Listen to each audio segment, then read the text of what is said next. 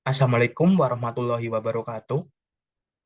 Om Swastiastu, Namo Buddhaya, Salam Kebajikan. Pada kali ini saya akan mempresentasikan menuju sistem peradilan pidana berintegritas di Indonesia sebagai salah satu tugas ujian tengah semester matkul Sistem Peradilan Pidana Fakultas Hukum Universitas Muria Kudus. Perkenalkan, nama saya Muhammad Hani Firmansyah, NIM 2019-20-176 dengan moto Carpe Diem Quam Minimum Credula Postero, yang artinya petiklah hari ini dan percayalah sedikit akan hari esok. Pada kali ini saya akan mempresentasikan dengan membahas faktor-faktor penghambat sistem peradilan pidana di Indonesia guna untuk mengkoreksi dan memberikan dorongan saran untuk sistem peradilan pidana di Indonesia yang lebih berintegritas. Selanjutnya, sistem peradilan pidana di Indonesia adalah sistem yang terdiri dari beberapa subsistem yang mengatur bagaimana penegakan hukum pidana tersebut dijalankan. Nah, sistem tersebut terdiri dari beberapa aparat penegak hukum, yakni kepolisian, kejaksaan, pengadilan, dan aparat penegak hukum lainnya seperti advokat dan lembaga pemasyarakatan. Nah, pengaturan atau dasar hukum sistem peradilan pidana tertuang dalam Undang-Undang Nomor 8 Tahun 1981 tentang KUHP. Selanjutnya, nah di sini ada tahapan-tahapan sistem peradilan pidana di Indonesia. Nah, di sini ada penyidikan yang diwarnai warna coklat yang menjadi wewenang dari kepolisian. Selanjutnya ada penuntutan warna merah yang menjadi wewenang dari kejaksaan dan proses pengadilan yang dimiliki kewenangannya oleh pengadilan. Nah, yang warna biru adalah pelaksanaan pidana yang dimiliki wewenang oleh lembaga pemasyarakatan. Nah, selanjutnya kelemahan sistem peradilan pidana di Indonesia. Nah, di sini dalam pelaksanaannya berdasarkan fakta yang di proses penegakan hukum di peradilan pidana di Indonesia telah menunjukkan adanya penyimpangan dan kelemahan dalam sistem peradilan pidana di Indonesia, yaitu sebagai berikut. Nah, di sini satu, kontrol upaya due proses masih banyak penyimpangan dan kelemahan. Dua, KUHP yang belum diperbarui. Ketiga, memiliki ketergantungan pada pidana penjara, sehingga terjadi overcrowding. Empat, budaya kelembagaan aparat penegakan hukum yang buruk dan tidak ada perubahan. Nah, selanjutnya saya akan menjelaskan satu, penerapan atau implementasi due process of law di Indonesia yang masih lemah. Nah, di sini ada beberapa faktor atau beberapa kelemahan. Satu, tekanan kekerasan dalam pemeriksaan tersangka di tingkat penyidikan itu masih banyak eh, anggota kepolisian yang melanggar jika mereka tidak mempunyai jalan atau sedang terjadi kebuntuan. Nah, di sini sering terjadi kekerasan yang sebelumnya dilarang di KUHP di pasal 117 ayat 1 KUHP yang menyatakan bahwa keterangan tersangka atau saksi yang kepada penyidik itu diberikan tanpa tekanan dari siapapun dan dalam bentuk apapun. Nah, dalam prakteknya di sini masih sering terjadi pelanggaran dari aparat penegak hukum. Nah, selanjutnya ada diskriminasi dalam proses peradilan pidana. Ya, di sini sangat bertentangan dengan due process of law.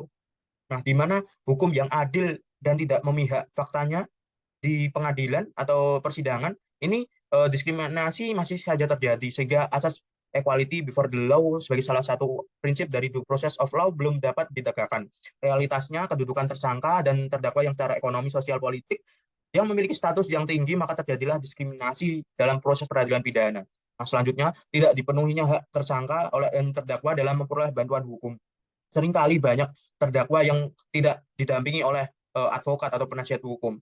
Nah, di sini pemberian bantuan hukum secara cuma-cuma kepada masyarakat tidak mampu merupakan kewajiban advokat, tapi pada dasarnya di praktek lapangan advokat tidak melaksanakan moral kewajibannya. Nah, selanjutnya pemberitaan pers yang secara sebebas-bebasnya tanpa memperhatikan asas praduga tidak bersalah. Ketika ada pemberitaan seorang calon tersangka atau bahkan yang telah menjadi tersangka, pers menyiarkan pemberitaan yang berkaitan dengan tindak pidana yang dituduhkan, penyimpulan dan mendiskreditkan pihak-pihak tertentu yang diduga terlibat, akibatnya membentuk opini publik yang menyangkut atau menuduhkan pada kasus tersebut menjadi bertentangan dengan due process of law. Nah, asas praduga tidak bersalah di sini eh, juga tidak bisa diterapkan sehingga pembentukan opini tersebut juga akan mengganggu, mempengaruhi jalannya proses peradilan. Nah, selanjutnya KUHP yang perlu direvisi. Nah, di sini KUHP ini bentukan tahun 1981 atau 41 tahun yang lalu. Ya, dia ada memiliki banyak kekurangan dan ketidaksinkronan antara aparat penegak hukum yang satu dengan yang lain, di mana aparat penegak hukum berjalan secara parsial atau sendiri-sendiri dan mempunyai undang-undang sektoral yang berbeda-beda. Nah, yang ketiga memiliki ketergantungan pada pidana penjara. Nah, di Indonesia memiliki ketergantungan pidana penjara mencapai 50 kali. Nah, padahal tiga tindak pidana biasa paling banyak adalah narkotika, penganiayaan, penipuan. Itu bisa dilakukan dengan APS yang lain dan memperhatikan peran korban. Overkriminalisasi terjadi. 39% legislasi menguat ancaman sebagian besar tindak pidana baru. 91,34% memuat ancaman pidana. 18%-nya ancaman pidana tersebut 5 sampai 10 tahun. Nah, dari 200 ribuan penghuni lapas dan rutan, ini menurut jenis kejahatannya terdapat paling banyak itu tidak pidana narkoba.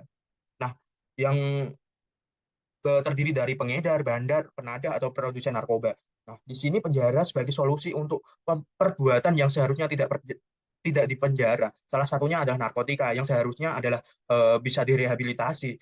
Kesalahan treatment terhadap pecandu narkoba yang seharusnya direhab malah dipenjara dan lapas menjadi safe drug consumption room atau ruang aman bagi konsumsi narkoba di lapas.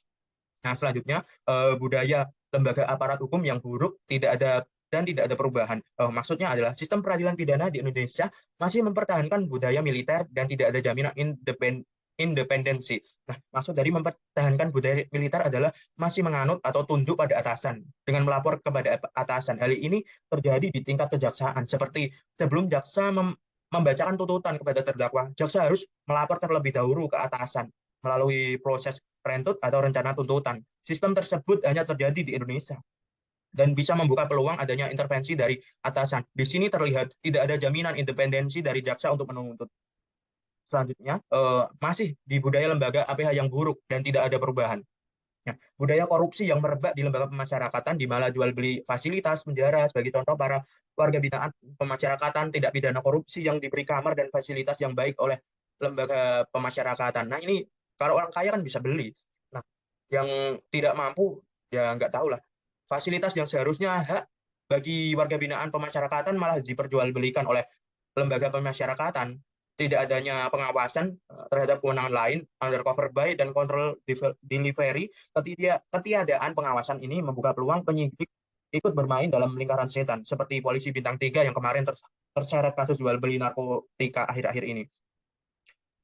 Nah, selanjutnya ini dilansir dari World Justice Project, Indonesia mengalami perbaikan hanya satu angka dari tahun 2021, yakni 0,52 ke 0,53. Nah, dan berada di ranking 68 dari 139 negara. Pemenuhan rule of law peradilan pidana ini di bawah, gambar di bawah ya, di bawah rata-rata regional Asia Pasifik 0,53 dan di bawah rata-rata global 0,47. Nah, di sini nilainya hanya 0,38. Nah, di sini hal yang perlu dilakukan untuk menuju SPP yang berintegritas. Nah, yang bisa didorong untuk pemerintah adalah penyusunan peta jalan pembaruan sistem peradilan pidana. Sasaran yang satu adalah harmonisasi hukum acara pidana baik di dalam KUHP maupun di undang-undang sektoral lainnya untuk agar sejalan dengan prinsip HAM. Yang kedua, budaya militer dan korupsi harus dihilangkan dari lembaga-lembaga penegakan hukum. Yang ketiga, pelaksanaan hukuman tanpa peradilan penguatan pelaksanaan hukuman tanpa penjara, yakni yang selanjutnya adalah pengaturan jaminan jaksa untuk menegakkan due proses agar lebih ditegakkan dan independensi jaksa itu bisa dilakukan. Nah, ini 2023 menuju pembaruan SPP yang berintegritas. Apakah bisa? Bisa. Di sini ada prolegnas yang disetujui DPR. Salah satunya adalah RUU KUHP yang berasal dari usulan DPR. Yang kedua RUU ASN usulan DPR. Di sini ASN juga salah satu penegak hukum di mana PPNS itu termasuk dalam ASN. Yang selanjutnya ada RUU KUHP yang diusulkan oleh pemerintah untuk segera dilakukan perubahan di dalam Prolegnas 2023. Nah, selanjutnya ada anggaran APBN tahun 2023. Di sini kepolisian eh, mempunyai anggaran 107,8 triliun, anggaran lembaga terbesar nomor 3. Nah, di sini diupayakan hasil yang positif sehingga proses penegakan pidana di kepolisian ini harus berintegritas karena ada uang yang sangat banyak di sini anggarannya. Yang selanjutnya adalah Kemenkumham. Ini ada anggaran 19,587 T yang sebelumnya 992 miliar saja. Nah, ini Kemenkumham ini harus membuat suatu terobosan agar LP ini tidak overcrowding. Nah, yang selanjutnya ada kejaksaan dengan 9,6 triliun. Nah, di sini anggaran anggaran ini diberikan oleh negara untuk menjalankan penegakan hukum. Nah, selanjutnya konsep peradilan pidana yang terintegrasi.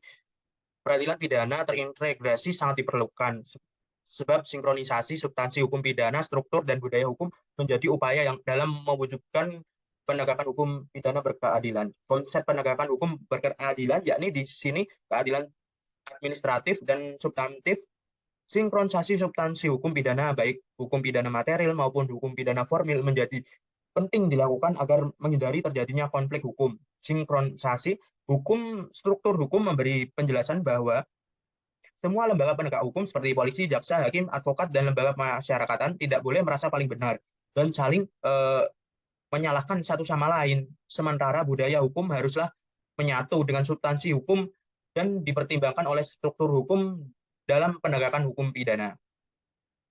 Nah, selanjutnya, alasan mengapa diperlukan sistem peradilan pidana yang berintegrasi. Satu, pada intinya, peradilan pidana terintegrasi akan mewujudkan penegakan hukum yang berkeadilan. Hal ini mengingat bahwa masyarakat Indonesia memiliki kultur yang beragam dan memiliki nilai yang luhur yang tentunya sangat mengharapkan keadilan dan kemanfaatan yang dikedepankan dibandingkan unsur kepastian hukum. Yang kedua, menjadikan lembaga peradilan yang ada di Indonesia yang benar-benar mandiri, independen, dan imparsial sehingga dapat memberikan pelayanan yang berkeadilan baik kepada masyarakat. Adanya sistem peradilan pidana yang berintegrasi, salah terus nih, juga akan membuat masyarakat tidak khawatir akan adanya intervensi pihak maupun terhadap proses peradilan. Nah, di sini saya telah menjelaskan dari materi-materi yang sudah saya jelaskan. Bila ada salah kata atau yang tidak menyenangkan dari saya, mohon dimaafkan. Sekali lagi, terima kasih. Sekian presentasi saya. Assalamualaikum warahmatullahi wabarakatuh.